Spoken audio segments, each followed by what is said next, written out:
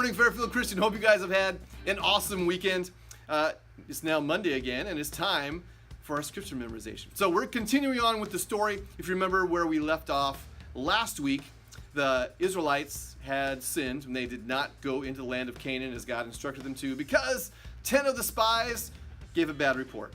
Only 2 of the spies, Joshua and Caleb, gave a good report. The Israelites were all worked up, were scared of going in, so God was going to punish them. He punished them 1 year for every day that the land was scouted. So they scouted the land for 40 days. They were punished for 40 years. So for 40 years, they had to wander the desert, basically walking in circles over and over and over again for 40 years. And on top of that, Moses also sinned against God. God told Moses to speak to the rock so that water would come out, and Moses struck the rock. So Moses was punished for that, and Moses was not allowed to enter the promised land either. So now the 40 years is over. Moses has passed away. Joshua is the new leader of the Israelites, and Joshua is going to lead the people into Canaan to take the land for God. So first, Joshua sends 2 spies into the city of Jericho, and man, they picked a tough city to start with. Jericho was a big fortified city, tall walls. In fact, there was a huge wall at the beginning part of Jericho. Then behind that wall was called a rampart, which is like a really steep ramp. And then at the top of that really steep ramp was another wall, and that wall was 10 feet thick. So we're talking about a huge wall to get into the city. And yet this is the city that the Israelites chose to attack first.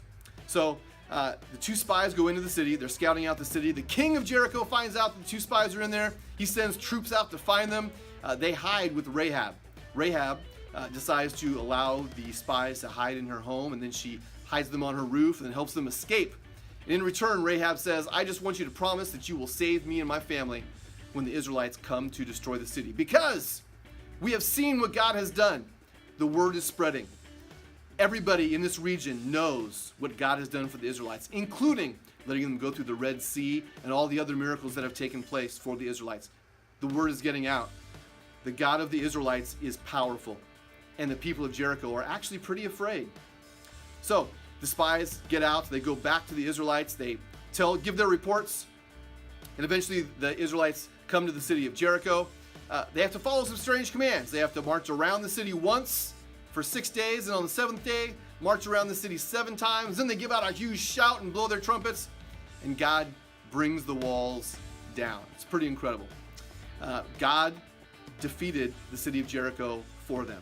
And another amazing part is there's actually archaeological evidence that shows that one portion of the wall did not fall down. We are assuming that section that did not fall down was where Rahab's house was at. Because we also know that there were houses built directly into the wall.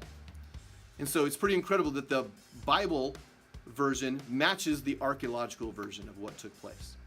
So then they move on. They're going to attack another city, and they're like, oh, this city is smaller, it's easy. We don't even need to worry about God. And they end up losing.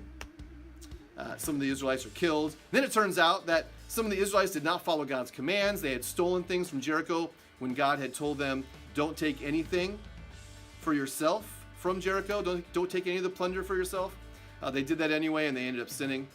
And so that's one reason God caused them to falter. Once they figured out who had stolen it, and that was taken care of, then the Israelites went on to take the land.